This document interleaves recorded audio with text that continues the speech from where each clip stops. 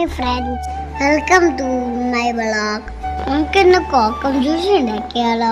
നിങ്ങൾ കേട്ടിട്ടുണ്ടോ കോക്കം ഫ്രൂട്ട്? ഗോസ്റ്റിയൻ ഫാമിലിയിലെ ഒരു ഫ്രൂട്ടാണ്. Considered as one of the cooling food, rich in antioxidants and nutrients.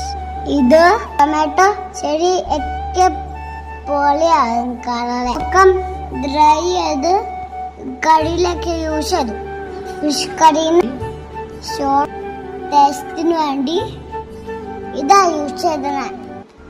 നമ്മൾ ഇതും കൊണ്ട് ജ്യൂസ് ഉണ്ടാക്കാൻ പോകുന്നത്. ഇത്രയും കുലുക്കി ഫ്രൂട്ടൊക്കെ പറക്കിയെടുത്തു.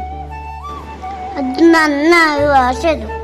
അത് കട്ട് ചെയ്തിട്ട് സീഡ് റിമൂവ് ചെയ്തതില് ഷുഗർ അടിച്ച് പ്ലേറ്റ് അടക്കി വെച്ചു. അത് വെച്ച് പാക്ക് ചെയ്ത് വെച്ചു. അത് വേറെ കൊള്ളുന്ന സ്ഥലത്ത് ഇത് കൊണ്ടുപോയി വെച്ചതാ. 10 days കഴിഞ്ഞ് നമുക്ക് നോക്കാം എങ്ങനെയായിരുന്നു.